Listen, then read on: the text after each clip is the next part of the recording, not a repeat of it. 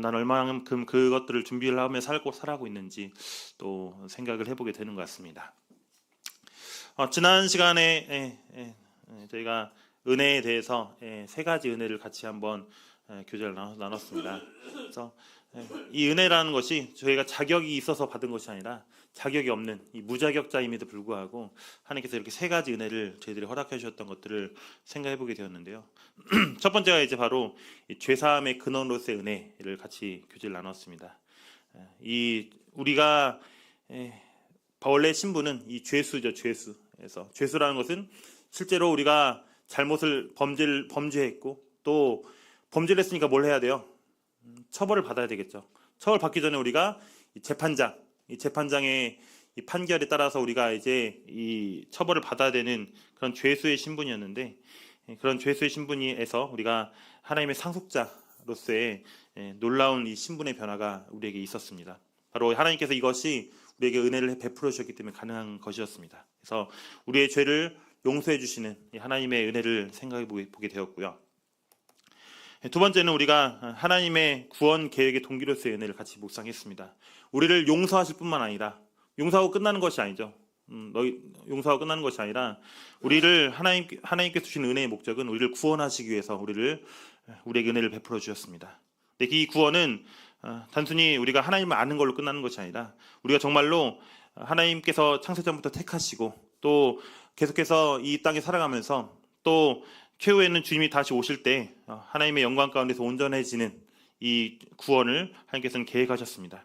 그래서 이 구원, 왜 하나님께서 우리를 구원하고자 하셨느냐, 그것은 우리의 에베소서 말씀에 잘 나와 있는데요.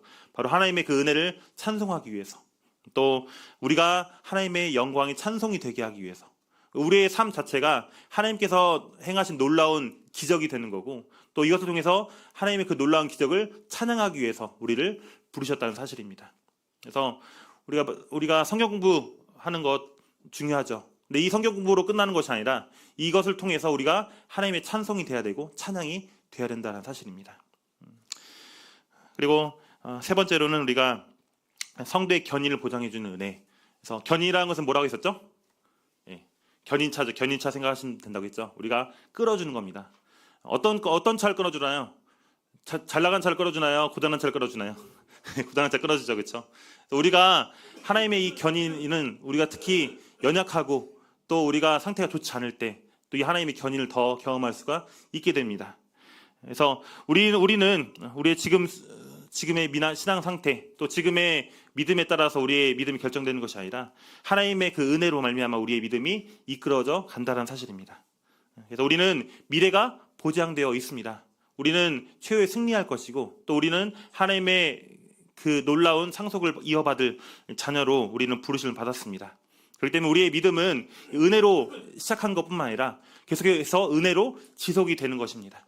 우리가 구원받았으니까 더 이상 하나님의 은혜를 생각하지 못한다, 이게 아니라 우리는 매일의 삶 가운데 이 하나님의 은혜를 우리가 계속해서 경험할 수가 있습니다. 그리고 우리가 주님을 다시 만날 때 또 이 하나님의 은혜를 생각하면서 또 하나님 다시 마주하게 될 것입니다. 그래서 우리가 이 하나님의 큰 은혜를 받았기 때문에 우리는 과연 어떤 반응을 나타내는 것이 마땅한가 생각이 되었을 때, 우리의 가장 신앙의 기초는 바로 이 은혜라고 말씀을 드렸습니다. 우리가 다른 건 다 잊어버려도 우리가 하나님의 은혜를 잊어버려서는 안 됩니다. 우리의 신앙을 시작하는 기초이며 우리의 신앙을 계속해서 유지할 수 있는 가장 큰 힘이 바로 이 은혜입니다. 그래서 우리는 이 은혜를 잊지 않고 살아야 되고, 또 우리는 마땅히 그렇기 때문에 이것에 대해서 감사를 하며 살아가야 될 것입니다. 하나님의 은혜를 감사하며 사는 삶이 되어야 되겠고, 두 번째는 우리가 이 감사하는 삶에서 끝나는 것이 아니라 이 큰 은혜를 베풀어 주는 하나님을 위해서 나는 어떻게 살아갈 것인가를 우리가 늘 고민하며 살아가야 된다는 것입니다. 그래서 우리는 항상 이 두 번째 질문이 우리의 신앙 생활 가운데 계속해서 항상 끊임없이 질문이 되어져야 될 것입니다. 어떻게 하면 하나님을 기쁘시게 할 수 있을까? 밥을 먹는 것도 어떻게 하면 하나님을 기쁘시게 내가 밥을 먹을 수 있을까? 어떻게 하면 하나님을 기쁘시게 하기 위해서 내가 공부할 수 있을까? 어떻게 하면 내가 하나님을 기쁘시게 하기 위해서 직장 생활을 할 수 있을까? 직업 선택하는 것도 마찬가지겠죠. 대학교를 가는 것도 마찬가지겠죠. 모든 선택의 질문이 바로 여기서부터 우리가 시작되어야지 우리가 올바른 선택을 할 수가 있게 되고 우리의 은혜에 합당한 삶을 우리가 살아갈 수가 있다는 사실입니다. 그리고 마지막으로 우리가 큰 은혜를 받았기 때문에 바로 선한 일에 몰두하게 된다는 사실입니다. 우리가 세상 사람들 선해 보이는 사람들 많이 있는데 우리가 그 사람들보다 못해서는 안 되겠죠. 우리는 이 큰 은혜를 받은 사람들이기 때문에 더욱더 선한 일을 지속해서 해 나가야 되겠고, 또 이 선한 일을 통해서 하나님께서 영광 받으시도록 우리가 살아가야 될 것입니다. 그래서 우리는 이 은혜를 받은 걸로 끝나는 것이 아니라 하나님께서도 은혜를 헛되이 받지 말라고 말씀하시고 계시잖아요. 우리가 이 은혜를 정말로 은혜답게 받고 또 그것을 우리의 삶 가운데 은혜가 풍성한 모습들을 우리가 나타낼 볼 필요가 있습니다. 오늘 주제 본론을 들어가기 전에 한번 질문을 드리고자 합니다. 나는 평소에 어떤 하나님을 많이 묵상하며 사시나요? 성도님들께서는 어떤 하나님을 많이 생각하고 사시나요? 하나님에 대한 여러 이미지가 있으시죠? 하나님의 여러 이미지, 사랑의 하나님, 은혜의 하나님, 공평하신 하나님, 또 자비로우신 하나님, 긍휼이 풍성하신 하나님, 여러 가지 이 하나님을 우리가 생각할 수가 있습니다. 그래서 오늘은 우리가 여러 하나님의 그 모습들 중에서 오늘 조금 부드럽지는 않지만은 부드럽지 않은 주제인데요. 오늘 심판자 하나님에 대해서 오늘 같이 교제를 나누고자 합니다. 심판자 하나님 좋으세요? 어떠세요? 심판자 하나님 감사하게 생각하시나요? 심판해 주셔서 감사합니다 하시나요? 참 그쵸, 이게 우리를 사랑한다고 하고 우리를 책임져 준다고 하시고 또 우리의 은혜를 주시고 하는 그런 모습들은 우리 정말 감사하고 정말 고마운데, 그런 모습도 우리가 늘 기억하면 살아갈 때가 많은데, 이 심판자 하나님에 대해서 우리가 정말 과연 얼마나 생각하고 하며 살고 있을까? 지난번 은혜 할 때도 우리가 같이 한번 다루긴 했었지만은, 사실 이제 이 심판은 성경의 이 주제가 은혜에 있지만은 심판하시는 하나님에 대해서 정말 많은 부분에 이제 기록되어져 있습니다. 오늘 그런 말씀들을 같이 한번 보시면서 우리 하나님이 심판자 하나님이 어떠한 분이신지 또 같이 한번 교제를 나누고자 합니다. 심판자 하나님에 대한 성경의 증거 많을까요, 적을까요? 많을까요, 적을까요? 창세기부터 계시록까지 정말 무수히 많은 심판, 엄청나게 많은 심판들이 이 성경에 기록되어져 있습니다. 사랑하는 모습들이 많을까요? 이 심판하신 모습이 더 많을까요? 둘 다 비교할 수는 없을 만큼 많겠죠, 그렇죠? 그래서 우리가 이제 이 신앙생활을 하면서 우리가 사랑의 하나님을 물론 기억하며 사는 것이 정말 중요한데, 우리가 또 이 심판자 하나님을 우리가 놓쳐서는 안 된다는 사실입니다. 왜냐하면 그만큼 이 성경이 많이 기록되어져 있기 때문에. 그래서 제가 너무 이걸 다 기록하면 오늘 아마 1시간으로 부족한데 짧게 몇 가지만 이제 보여드리면은, 창세기 18장 25절을 보면은 이제 아브라함이 하나님과 대화하는 모습이 나옵니다. 그러면서 아브라함이 뭐라고 고백을 하냐면, 세상을 심판하신 이가 정의를 행하실 것이 아니니까. 아브라함도 하나님께서 이 세상을 심판하시는 분이라고 믿고 있었고, 또 그렇게 이 대화를 통해서 우리가 알 수가 있습니다. 또 사사기 11장 27절 보면은 이제 그 사사 중에서 입다라는 이 사사가 나오는데요. 이제 이 암몬 족속에게 보낸 최후 통첩 마무리를 하면서 심판하신 여호와라고 하면서 판결하시옵소서라고 이제 고백하는 모습들이 나옵니다. 그리고 이 시편 기자들, 시편에도 많은 이 원통한 사건들이 많이 나오죠. 그래서 이 재판장이신 하나님, 또 세상을 심판하소서라고 이 시편 기자의 간절한 이 고백, 이 간청, 이 탄원이 또 시편에서 많이 볼 수가 있습니다. 또 히브리 신약에서도 이 심판하신 하나님의 모습을 볼 수가 있는데요. 만민의 심판자이신 하나님, 히브리서에서 고백을 하고 있습니다. 또 성경 끝에 맨 마지막 이 계시록 20장 11절에서도 하나님께서 각각 그 사람에게 행한 대로 갚아주시겠다라고 말씀하고 계십니다. 성경 이렇게 제가 오늘 다 언급하진 않았지만 아담부터 시작을 해서 이 계시록 끝날 때까지 정말 수많은 사람들에 대한 심판, 그리고 앞으로 이루어지게 될 심판에 대해서 계속해서 기록하고 있다는 사실입니다. 그래서 우리는 이 심판에 대해서 정말 우리가 하나님의 사랑을 기억하는 것만큼 우리는 늘 기억하며 살아갈 볼 필요가 있습니다. 그럼 좀 더 구체적으로 이 심판자 하나님은 어떠한 특징들을 갖고 있는지 한 4가지 정도를 같이 한번 살펴보려고 합니다. 심판자 하나님을 생각하면은 일단 뭐부터 느껴지시나요? 하나님 심판 생각하시면은 누가 저한테 너 잘못했어라고 얘기를 해요. 그러면은 우리는 우리 잘못을 먼저 볼까요? 그 사람이 누군지부터 볼까요? 네, 우리 보통 그러면은 그 말을 한 사람이 누가 나한테 그 말을 했냐를 생각을 해요. 그렇죠? 애기가 얘기하는지 아니면은 나보다 성숙한 사람이 이야기를 하는 건지 또 나를 사랑하는 사람이 이야기를 하는지 그 사람에 대해서 우리가 좀 집중할 때가 있습니다. 마찬가지로 우리를 심판하시는 그 하나님이 어떠한 분이신지 우리가 먼저 알 필요가 있는데 먼저 첫 번째 이 심판자 하나님의 첫 번째 특징을 보시면 바로 하나님께서는 권위를 가지신 분이다. 당연한 말이죠. 근데 이 하나님의 권위를 우리가 생각을 못하고 살아갈 때가 많이 있다는 겁니다. 하나님께서는 우리를 창조하시고 우리의 조물주가 되시죠. 그리고 우리를 소유하고 계시며 우리를 마음대로 처리할 권리가 하나님께 있을까 없을까요? 있습니다. 그래서 하나님께서 어떻게 우리를 사용하시든 하나님께서 어떻게 우리를 부르시든 간에 그건 하나님의 주권에 있다는 사실입니다. 세상 사람들은 왜 하나님이 그렇게 하냐 이렇게 따지곤 하는데 그건 하나님께서 마음대로 할 수 있는 부분이에요? 아니에요? 하나님께 마음대로 하실 수 있는 부분이라는 겁니다. 우리가 하나님의 그 권위에 대해서 우리가 뭐라고 할 수가 없다는 사실입니다. 왜냐하면 그것은 하나님의 권리이기 때문에. 그리고 세상에서는 이 삼권분립이라고 해서 입법부와 사법부와 행정부가 분리되어져 있습니다. 근데 하나님께서는 어떠하실까요? 하나님의 법을 누가 만드실까요? 하나님께서 만드시죠. 하나님의 법을 누가 처벌하실까요? 하나님께서 판결을 내리신다는 사실입니다. 그래서 하나님께서는 하나님의 법을 만드실 뿐만 아니라 율법을 만드실 뿐만 아니라 또 그 율법대로 우리를 처벌하시는 우리 모든 권리를 갖고 계신 분이 바로 하나님이라는 사실입니다.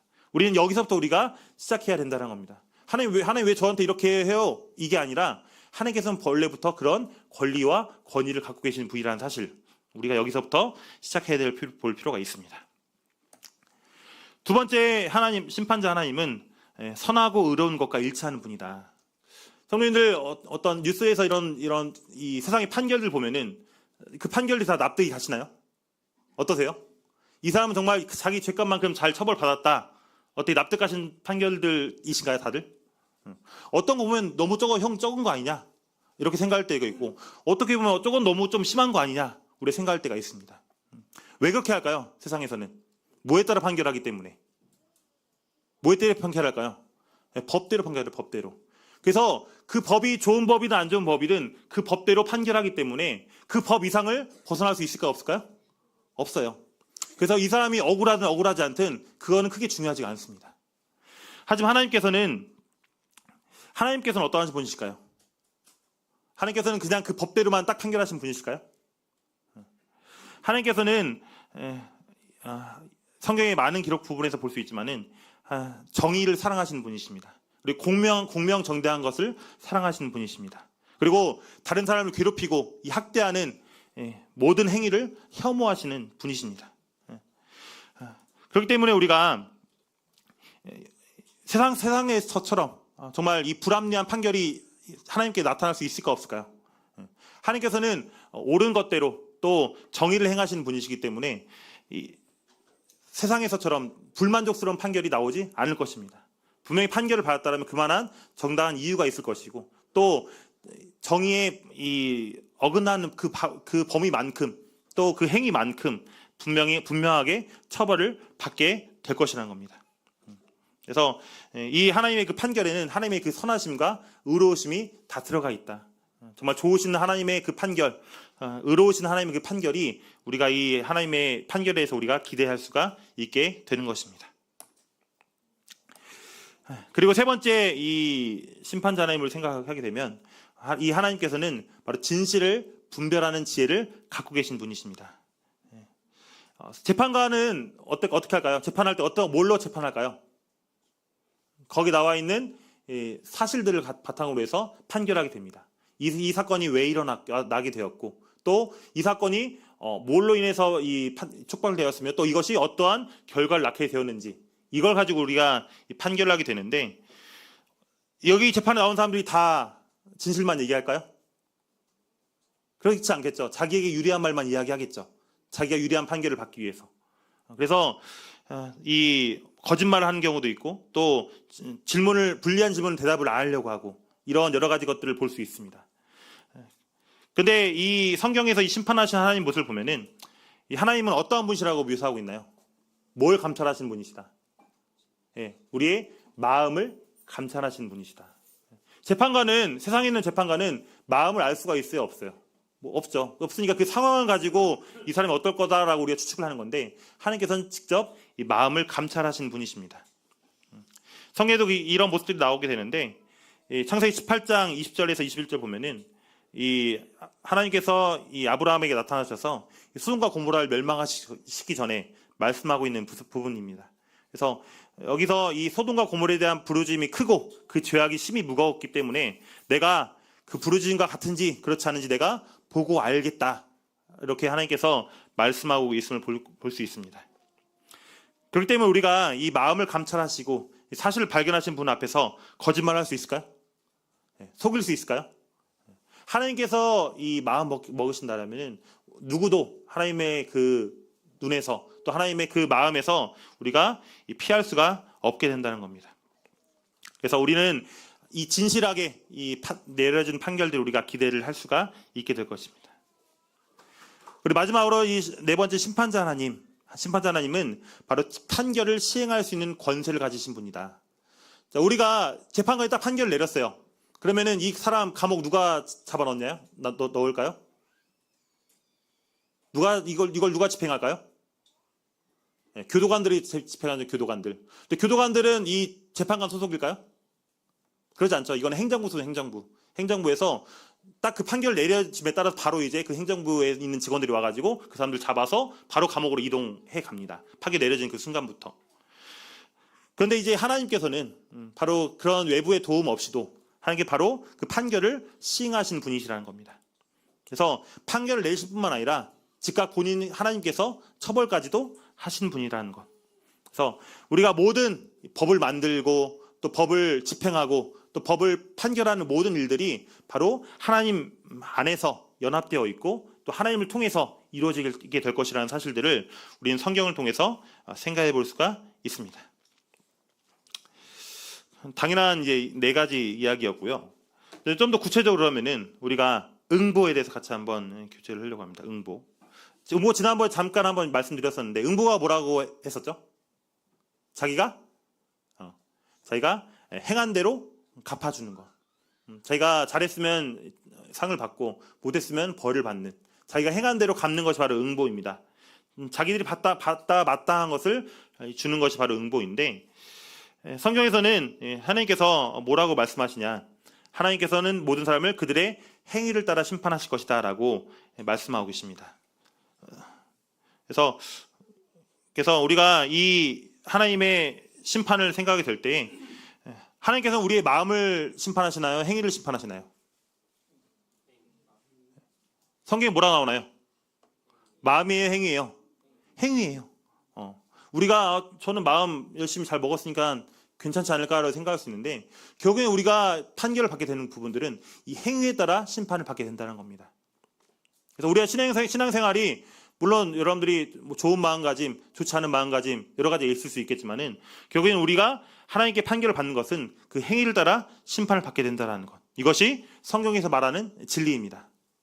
그래서 우리는 우리의 행위를 진지하게 생각해 볼 필요가 있습니다. 내가 어떤 마음가짐으로 물론 신앙생활을 하느냐는 당연히 기본적인 것이고 그것이 과연 어떻게 우리가 행위를 통해서 표현되어지고 있는지 이걸 우리가 고민을 해야 된다는 겁니다. 그리고 두 번째 우리가 생각해야 될 부분들은 하나님의 이 성품에 따라서 하나님의 그날을 일컬어진 그 날에 바로 정확한 응보가 확실하게 이루어진다는 겁니다. 성도님 주변에서 보시면은 어때 응보가 잘 이루어지는 것 같으세요? 안 이루어지는 것 같으세요? 세상에서 응보 잘 이루어지나요? 착한 사람들은 정말 복을 받고 악을 행하는 사람들은 벌을 받고 그렇게 살아가고 있나요? 근데 요즘 시대뿐만 아니라 시편 73편 보면은 3,000년, 4,000년 전에도 그런 모습들을 보면서 이 시편 기자가 좀 고백하는 모습들이 나오는데 한번 같이 한번 말씀 보실까요? 시편 73편입니다.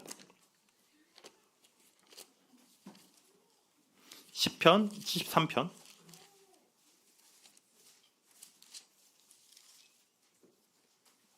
제가 빠른 속도로 읽겠습니다. 시편 73편 1절입니다. 하나님이 참으로 이스라엘 중 마음이 정결한 자에게 선을 행하시나 나는 거의 넘어질 뻔하였고 나의 걸음이 미끄러질 뻔하였으니 이는 내가 악인의 형통함을 보고 오만한 자를 질투하였음이로다. 그들은 죽을 때에도 고통이 없고 그 힘이 강건하며 사람들이 당하는 고난이 그들에게는 없고 사람들이 당하는 재앙도 그들에게는 없나니, 이러면서 쭉쭉쭉 나와 있습니다. 예, 이 시편 기자 고백을 해요. 내가 지금 넘어질 뻔했다고. 그리고 내가 미끄러질 뻔했다. 내 신앙이. 왜? 세상을 보니까 이 악한 사람들이 벌을 받아야 되는데 여기서 보니까 고통도 없고 또 힘도 강건하고 또 고난도 없어 보인다. 이걸 지금 이 시편 기자가 보면서 이게 맞는 겁니까? 라고 하면서 정말 내 신앙이 힘들고 어려웠다라는 고백들을 지금 하고 있습니다. 네, 물론 이 뒤에 부분 보면은 이제 하나님의 그 공의가 어떻게 이루어지는지 끝부분까지 보면 쭉 알 수 있는데요. 하나님의 응보는 일어날까 안 일어날까요? 분명히 일어난다. 언제요? 바로 여기서 나오는 그날에 이루어집니다. 진노의 날, 성경 로마서 2장 5절에 보면은 진노의 날, 곧 하나님의 의로우신 심판이 나타나는 그날, 바로 그날에 우리가 아직 다 못 받은 응보가 있다라면은 그날 다 받게 될 것이라는 사실입니다. 그래서 우리가 이 세상에서 정말 욕 많이 얻어먹어서 오래오래 사는 사람들 많이 있잖아요, 그렇죠? 그런 사람들에 대해서 이거 정말 맞는 겁니까? 라고 우리가 질문할 수 있는데, 그 사람들조차도 이미 죽은 사람들도 마찬가지로 하나님의 응보가 그날에 이루어질 것이라는 것. 분명히 자기가 행한 대로 갚아지는 것이 좀 더 연기되었을 뿐이지 없어진 건 아니라는 사실로 우리가 이 말씀을 통해서 생각해 볼 수가 있습니다. 그리고 세 번째로, 우리는 이 응보를 생각하면서 우리는 하나님의 심판을 생각하며 살아갈 필요가 있습니다.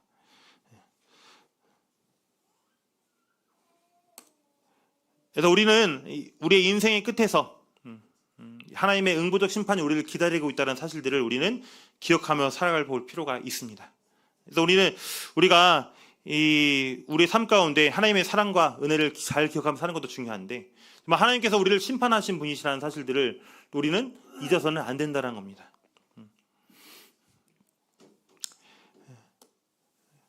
그래서 우리가 이제 하나 더 이제 이 교제 나누기로 원하는 것은, 우리를 심판하신 분 누굴까요? 성부 하나님일까요? 성자 하나님일까요? 예수님이 심판하실까요? 성부 하나님이 심판하실까요? 네, 그분이 마태복음 25장에 말씀이 나와 있습니다. 마태복음 25장 말씀 같이 보시겠습니다. 마태복음 25장입니다.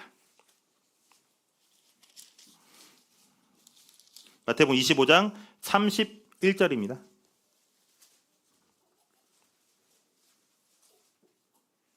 네, 제가 읽겠습니다. 인자가 자기 영광으로 모든 천사와 함께 올 때에 자기 영광의 보좌에 앉으리니 모든 민족을 그 앞에 모으고 각각 구분하기를 목자와 양과 염소를 구분한 것 같이 하여 양은 그 오른편에 염소는 왼편에 두리라 하면서 예수님께서 심판하시는 모습이 나옵니다. 그래서 우리가 이 심판을 바로 누가 하냐 생각할 때 바로 인자, 바로 예수님께서 이 하나님을 대신해서 심판을 하신다라는 사실입니다.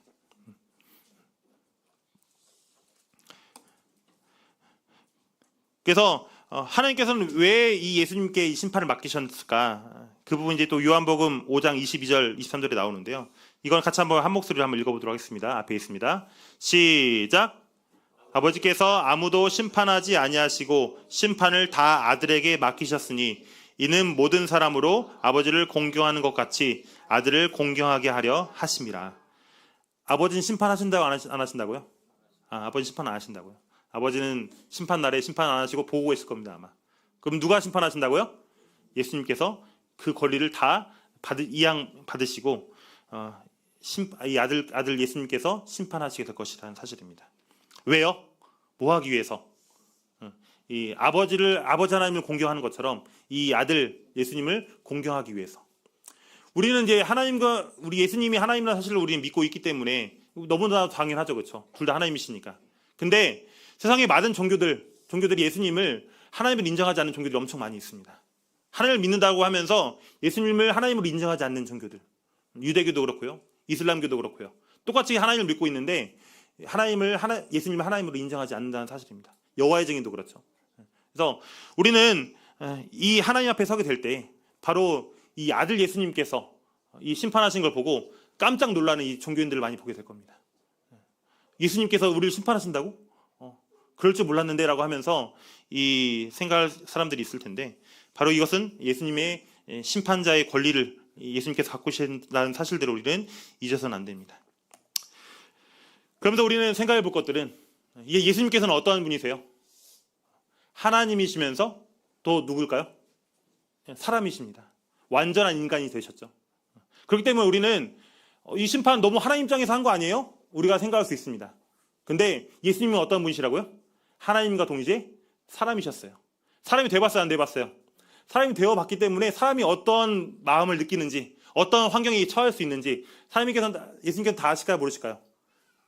하나님으로서도 알고 있는데 직접 사람으로서도 그걸 다 경험을 하셨다고요. 그렇기 때문에 예수님께서 내리신 이 심판은 우리는 납득할 수밖에 없을 겁니다. 왜? 예수님께서도 인간이시기 때문에. 그래서 우리는 이 예수님의 의로운 심판들을 기억할 수가 있게 됩니다. 그럼 이제 이 심판자 하나님을 우리가 마무리하면서, 그럼 우리는 어떻게 살아가야 될까요? 이 심판을 준비하는 삶을 살아가야 됩니다. 그럼 어떻게 하면 심판을 준비하는 삶을 살아갈 수 있을까요? 어떻게 해야 심판을 준비할 수 있을까요? 성도님들은 어떻게 심판을 준비하시겠어요? 네, 여러 가지 있을 수 있겠지만 성경에 나오는 몇 가지들을 같이 교제하려고 합니다. 마태복음 12장 말씀 같이 보시겠습니다. 마태복음 12장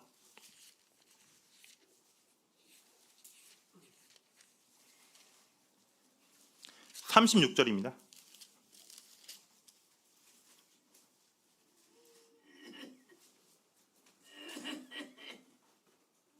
마태복음 12장 36절 37절 같이 한번 읽어보겠습니다. 36절입니다. 시작. 내가 너희에게 이르노니 사람이 무슨 무익한 말을 하든지 심판날에 이에 대하여 신문을 받으리니 내 말로 의롭다함을 받고 내 말로 정죄함을 받으리라.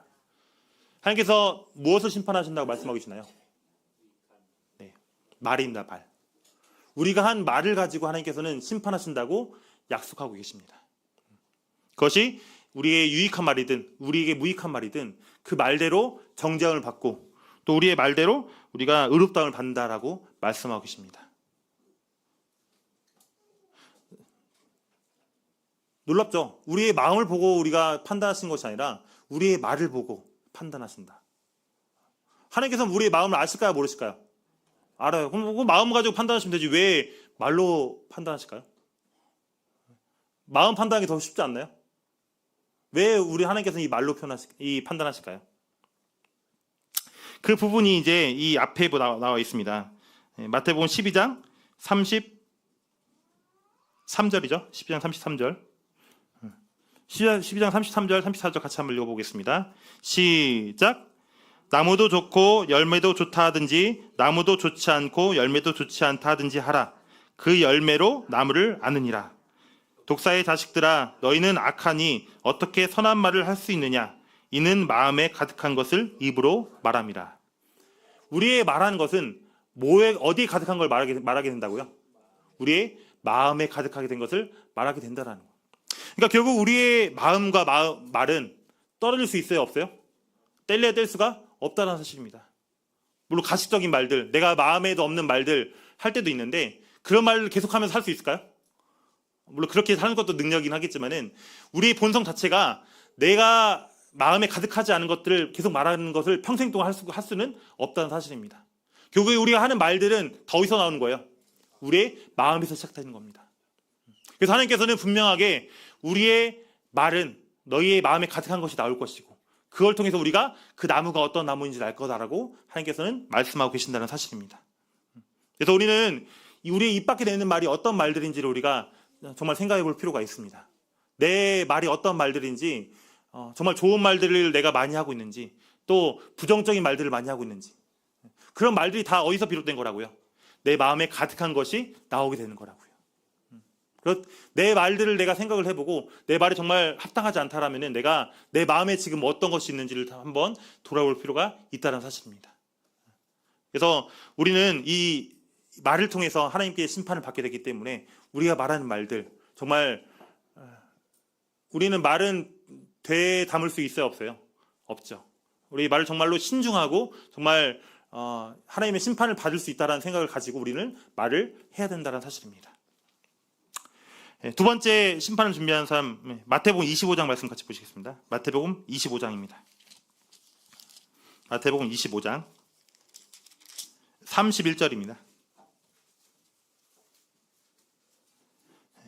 마태복음 25장 31절부터 46절까지 쭉 긴 내용이 있는데요. 제가 간단하게 이제 말씀을 드리면은 여기 이제 이 하나님 예수님께서 사람들을 왼편과 오른편으로 나누시죠. 그래서 양과 염소를 나누듯이 구분하신다고 말씀하고 계시는데 그 기준이 뭐냐? 그 기준을 봤을 때 복받을 자들이라 오른쪽 편에 있는 사람들은 복받을 자들이라 하면서 이 사람들이 왜 복을 받아야 되냐? 내가 줄일 때 너희가 먹을 것을 주었고 목마를 때 마시게 하였고 나그네 되었을 때 영접하였기 때문에 너희가 복을 받을 것이다라고 합니다. 근데 이 사람들은 어때요? 예수님께 하나님께 그렇게 준 적이 있어요, 없어요? 저희는 그렇게 한 적 없습니다라고 얘기하니까 뭐라고 말씀하시나요? 누구에게 한 것이 지극히 여기 내 형제 중에 지극히 작은 자 하나에게 한 것이 곧 내게 한 것이다. 하나님께서는 뭘 심판하시나요? 바로 이 형제, 지극히 작은 그 한 형제에게 한 것을 하나님께서는 심판하신다는 겁니다. 바로 성도의 필요를 채워준 일을 하나님께서는 우리에게 심판하실 것이라는 사실입니다. 그래서 형제 중 지극히 작은 자 하나에게 한 것이 곧 내게 한 것. 우리가 예수님을 위해서 살아간다는 것이 무엇일까 생각해 보게 될 때 하나님, 예수님 눈에 보여요, 안 보여요? 보이지 않죠. 근데 우리가 누구에게 한 것이 바로 하나님께 한 것이라고요? 우리의 형제에게 한 것, 성도에게 한 것이 바로 하나님께 한 것이다라고 예수님께서는 말씀하고 계신다는 사실입니다. 그래서 우리가 이 성도의 필요를 채워주는 것, 성도가 정말 굶주리고 줄이고 또 필요한 것이 있을 때 그것을 공급하는 것은 정말로 이건 하나님께 한 것이다. 그렇기 때문에 우리는 하나님의 이 칭찬과 또 상급을 기대할 수가 있게 된다는 사실입니다. 그리고 궁극적으로는 아까도 말도 그랬지만 말이라는 것은 어디에 가득한 게 나온다고요? 내 마음에 가득한 게 나온다고요. 그러면 이 성도의 필요를 채워준 것은 어디에 가득한 게 또 나오는 걸까요? 내 마음에 가득한 바로 그리스도의 사랑. 그리스도의 사랑이 가득하게 되면은 성도의 필요를 보면은 뭐 할 수밖에 없어요. 도와줘야 되겠다는 생각이 할 수밖에 없다는 사실입니다. 정말 내 마음에 그리스도의 사랑이 가득 차 있고, 정말 내 마음에 하나님의 그 놀라운 이 믿음에서 흘러나오는 사랑이 마음속에 가득 차게 되면은 그 성도의 어려움을 그냥 지나칠 수가 없는 거예요. 그래서 이거는 노력해서 되는 것도 물론 있겠지만은 하나님의 사랑을 받은 사람들이라면은 자연스럽게 흘러나오게 되는 것을 우리가 생각해 볼 수가 있습니다. 그래서 하나님께서는 이 성도의 필요를 채워주는 것, 행위를 심판하신다고 했지만은 결국에는 정말 그 사람의 마음에 하나님의 사랑으로 가득 차 있는가, 하나님의 그 믿음에 의한 그 사랑이 정말 그 사람의 마음에 가득 차 있는가를 보신다는 사실입니다. 우리가 말로만 사랑한다 고백하는 걸로 끝나는 것이 아니라 정말로 그 사랑을 성도의 필요를 채워주면서 내가 봉사하고 있는지 헌신하고 있는지를 하나님께서는 분명하게 판결을 내실 거란 사실입니다. 그리고 세 번째로 그리스도의 심판대에서 믿는 자들의 심판에 대한 내용입니다. 고린도서 5장 10절 말씀 같이 한번 보시겠습니다. 고린도서 5장 10절. 고린도서 5장 10절입니다. 자, 이것도 한 목소리로 같이 한번 읽어보도록 하겠습니다. 고린도서 5장 10절입니다. 시작. 이는 우리가 다 반드시 그리스도의 심판대 앞에 나타나게 되어 각각 선악간에 그 몸으로 행한 것을 따라 받으려 함이라. 여기서 우리가 누굴까요? 믿는 사람들일까요? 믿지 않는 사람들일까요? 믿는 사람들이죠. 우리는 하나님의 불의의 이 진노의 심판을 받을까 안 받을까요? 우리는 하나님의 진노의 심판을 받지는 않습니다. 우리는 믿는 자이기 때문에 하나님께서 주신 칭의, 우리를 의롭다 하셨던 그 칭의를 우리의 선물을 받았기 때문에 우리는 하나님께 정죄를 받는다거나 또 하나님 앞에서 쫓겨난 일은 없습니다. 그런데 이 고린도서 5장 10절에는 어떤 심판대가 나오나요? 네, 그리스도의 심판대가 나옵니다. 하나님께 예수님께서 심판하신 건 동일한데 무엇에 대한 심판이냐? 바로 이 하나님께서 우리가 하나님을 위해 살아게 되는데 무엇을 위해 살았는가? 이걸 우리가 우리 삶을 가지고 심판하신다라는 사실입니다. 고린도서 3장 10절에서 15절 말씀 보면은 이것도 같이 한 말씀 보시겠습니다. 고린도서 3장 10절에서 15절.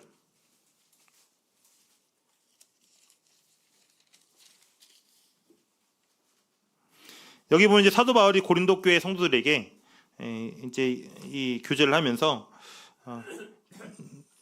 이 그리스도의 터 위에 과연 무엇을 쌓을 것인가를 고민해야 된다라고 막 이야기하고 있습니다. 거기 12절부터 15절까지 같이 한번 읽어보도록 하겠습니다. 12절부터 15절까지 고린도전서 3장 12절부터 15절까지입니다. 시작. 누구든지 금이나 은이나 보석이나 나무나 풀이나 짚으로 이 터 위에 세우면 각 사람의 공적이 나타날 터인데 그날이 공적을 밝히리니 이는 불로 나타내고 그 불이 각 사람의 공적이 어떠한 것을 시험할 것임이라. 만일 누구든지 그 위에 세운 공적이 그대로 있으면 상을 받고 누구든지 그 공적이 불타면 해를 받으리니 그러나 자신은 구원을 받되 불 가운데서 받은 것 같으리라. 너희들이 우리가 이제 하나님을 믿게 되면은 그리스도를 구주로 영접하게 되면은 이 그리스도의 터 위에서 살아가게 되는 겁니다. 그리스도의 터 위에 그냥 살아갈 뿐만 아니라 우리는 하나님을 위해서 또 우리 자신을 위해서 이 터를 닦고 이제 우리가 거기에 세우게 되는데 중요한 건 뭘까요? 재료가 중요할까요? 방법이 중요할까요? 여기 보니까 재료에 대해서 이야기하고 있어요? 방법에 대해서 이야기하고 있어요? 뭐나 뭘로 쌓는다고 얘기했어요? 금이나 은이나 보석이나 나무나 풀이나 짚으로. 여기서는 방법에 대해서는 전혀 언급하지 않고 있습니다. 이 집을 어떻게 쌓을 거냐, 뭐 한옥을 만들 거냐, 뭐 기와집을 만들 거냐, 아파트를 만들 거냐, 이것은 전혀 나와 있지 않습니다. 근데 중요한 건 뭐예요? 재료입니다. 재료. 금이나 은이나 보석, 또 풀이나 짚이나 이런 것들을 나무나. 그래서 우리가 이 터를 쌓을 때 우리는 항상 이 방법을 엄청 중요하게 생각을 해요. 이렇게 해야 된다, 저렇게 해야 된다 생각을 하는데 하나님께서는 그거에 관심이 있어요, 없어요? 그거는 크게 중요하지 않다는 겁니다. 중요한 건 뭐라고요? 뭘로 그걸 만들었느냐, 뭘로. 무엇으로 그것을 쌓았느냐. 왜 재료가 중요할까요? 뭐가 나타나기 때문에. 여기 지금 뭐가 나타난다고 얘기했죠? 예. 공적이 나타나는데 그 공적이 이 불로 그 공적을 시험한다고 얘기하고 있습니다. 불이 나게 되면 어때요? 뭐 다 타버리죠. 뭐는 빼고. 금 타요, 안 타요? 안 타죠. 은 타요, 안 타요? 안 타죠. 보석 타요, 안 타요? 안 타죠. 불이 와도 불타지 않는 이런 것들만 남게 된다는 겁니다. 그래서 우리가 생각할 것들은 우리가 지금 하나님을 위해서 우리가 신앙생활을 하고 있고 또 여러 가지 것들을 쌓고 있는데 그 재료들이 과연 어디서 비롯된 것이냐를 우리가 생각해 볼 필요가 있다는 겁니다. 정말 변치 않으시고 또 항상 진리이신 하나님의 말씀을 근거해서 내가 그 재료를 준비했느냐, 아니면은 내 생각, 다른 사람들의 조언, 세상 사람들의 유행, 이거에 따라서 내가 그 집을 쌓느냐, 이것은 다 어떻다고요? 분명하게 차이가 있게 된다는 겁니다. 지금 당장은 저 집이 그럴싸해 보이고 엄청 아파트 높이고 잘 올라가니까 엄청 좋아 보이고 하는데 나중에 불이 내려지면 다 어떻게 된다? 그것들 다 없어진다고요. 뭐만 남게 되고 하나님의 말씀으로 내가 했던 것들만 남게 된다는 겁니다. 변하지 않는 것들, 진리 가운데 내가 했던 것들만 남게 된다는 거. 우리가 정말 하나님을 위해서 많은 일들을 한다고 하는데 정말 내 욕심, 또 내 생각, 이런 것들로 했던 것들은 다 뭐 하게 된다고요? 다 없어질 수밖에 없어요. 정말 하나님의 말씀에 따라서 내가 하나님의 말씀을 인정하고 또 순종하는 마음으로 내가 했던 모든 것들만 이 하나님의 그 나라에 갔을 때 인정받게 된다는 사실입니다. 그렇기 때문에 우리는 이 하나님 앞에 이 상을 받을 수도 있고 해를 받을 수도 있습니다. 그건 또 어디서 비롯되느냐? 바로 내가 이 땅에서 살아가면서 하나님과 어떤 관계를 맺고 있느냐, 하나님과의 부유한 관계, 하나님과 항상 대화하고 친밀하게 교제하고 항상 매 순간을 항상 하나님께 기도하면서 하나님을 의지하면서 내가 살아왔던 사람들은 재료를 뭘로 준비할 수밖에 없어요. 이 금이나 은이나 보석으로 준비할 수밖에 없다는 겁니다. 항상 그 재료들이 넘치니까. 근데 이 관계에서 오지 않고 그냥 나 혼자서 내 스스로 내 생각대로 내 지혜대로 했던 것들은 하나님을 의지하지 않고 했던 그 모든 것들로 쌓았던 것들은 전부 다 이 빈약한 이 하나님의 관계에서 나오게 된다는 거. 그래서 우리는 하나님의 심판을 기억을 하게 되면서 특히 이 그리스도인들의 심판은 결국 이 하나님의 긴밀한 관계에서 우리가 시작돼야 되고 또 이 긴밀한 관계를 통해서 얻어지는 그 재료들 하나님의 말씀을 통해서 우리가 했던 모든 것들만 남게 된다는 사실들을 기억하면서 우리가 심판을 준비해야 된다는 사실입니다. 그리고 네 번째로는 우리의 지식에 따라 심판을 받게 된다는 사실입니다. 우리가 공평하신 하나님 생각이 될 때 아이들이 신앙생활을 하는 것과 어른들이 신앙생활을 하는 것과 똑같이 심판하면 그건 공평할까요? 공평하지 않을까요? 공평하지 않다는 겁니다. 그 사람의 수준에 따라서 그 사람의 레벨에 따라서 하나님께서 요구하신 것이 다르다는 겁니다. 그래서 누가복음 12장 45절부터 48절 말씀 보면은 같이 한번 보실게요. 누가복음 12장 45절입니다.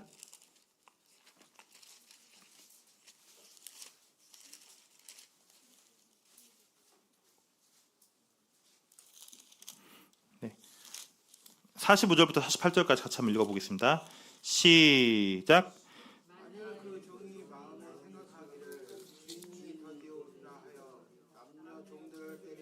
먹고 마시고 취하게 되면 생각하지 않은 날 알지 못하는 시각에 그 종의 주인이 이르러 엄히 때리고 신실하지 아니한 자의 받는 벌에 처하리니 주인의 뜻을 알고도 준비하지 아니하고 그 뜻대로 행하지 아니한 종은 많이 맞을 것이요 알지 못하고 맞을 일을 행한 자는 종은 적게 맞으리라. 무릇 많이 받은 자에게는 많이 요구할 것이요 많이 맡은 자에게는 많이 달라 할 것이니라. 우리가 성숙한 그리스도인과 그렇지 않은 그리스도인에게 하나님께서 요구하신 것이 같다 다르다? 다르다는 겁니다. 하나님께서 많이 주신 이 그리스도인들이 있어요. 은사적으로도 그렇고 재물로도 그렇고 또 시간적으로도 그렇고 많이 주신 그 성도에 유효한 것은 하나님께서 더 어떻게 하신다고요? 더 많이 찾으신다는 겁니다. 그래서 똑같이 우리가 신앙생활을 한다 하더라도 똑같이 기도 생활을 하고 똑같이 집회를 참석하고 한다 하더라도 각각의 그 상급이 같다고요? 다르다고요? 다르다고요.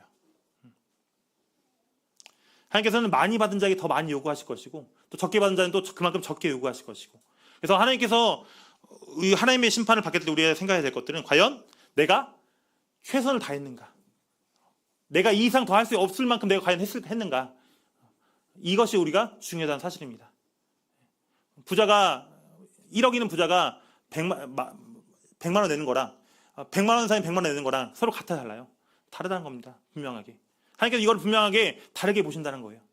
내가 정말 시간이 많을 때 하나님을 섬긴 거랑 내가 정말 시간이 없고 공부할 시간도 부족하고 또 이 여러 가지 시간들이 부족한 상황 가운데 하나님을 섬긴 것.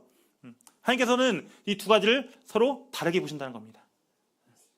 그래서 우리가 다른 성도 그렇기 때문에 우리가 주의해야 될 것들은 다른 성도와 비교하는 것이 의미가 있어요, 없어요? 의미가 없는 겁니다. 다른 성도가 어떻게 하든지 간에 나는 내 위치에서 내가 최선을 다하는 것이 중요하다는 겁니다. 하나님께서 내게 주신 것만큼 내가 하는 것. 이것이 우리의 심판을 생각하게 될 때 또 우리가 기억해야 될 부분입니다. 또 어떤 분은 또 이렇게 얘기를 하기도 해요. 너무 많이 아니까 너무 많이 알면은 순종하기 너무 힘드니까 난 조금만 알래. 이렇게 생각하시는 분도 있어요. 나 더 이상 공부 안 할래. 더 많이 알면 더 많이 해야 되잖아. 올바른 생각일까요? 내가 알지 못한다고 해서 하나님의 뜻이 달라지나요? 그건 아니죠. 내가 충분히 공부하고 하나님의 뜻에 순종할 수 있는데도 불구하고 나의 게으른 생각으로 인해서 내가 공부하고 또 내가 하나님의 뜻을 알려고 노력하지 않는다면 하나님께서 분명히 그만큼 하나님의 보응이 있을 거라 생각이 듭니다. 그래서 우리는 우리 양심에 따라서 정말 내가 선한 양심을 가지고 하나님께서 신앙생활을 하라고 말씀하셨는데 그 선한 양심을 따라서 우리는 이 하나님을 섬길 필요가 있다는 사실들을 기억해야 됩니다. 네, 마지막입니다. 마지막은 구세주 예수님을 찾으라.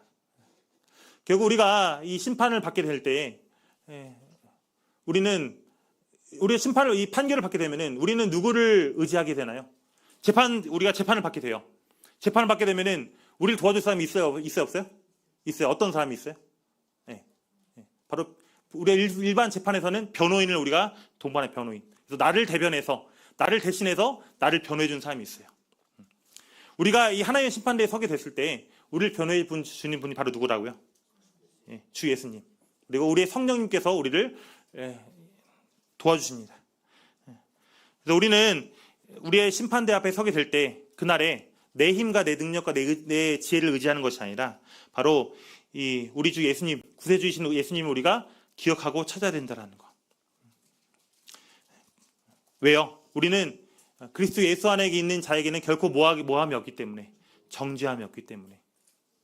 그래서 여기 계신 분들 아마 대부분 이 구세주 예수님을 찾으신 분이시겠지만은 혹시나 구세주 예수님을 찾지 않으신 분이시라면은 우리는 지금이라도 구세주 예수님을 찾으셔야 합니다. 그렇지 않으면은 하나님의 그 판결을 오롯이 홀로 다 자기가 받아야 될 것입니다. 그리고 뿐만 아니라 우리가 이 구세주 하나님을 우리가 구원받을 때만 우리가 찾는 것이 아니라 우리 삶 가운데 항상 늘 우리를 구원하시는 예수님을 기억하며 살아가야 됩니다.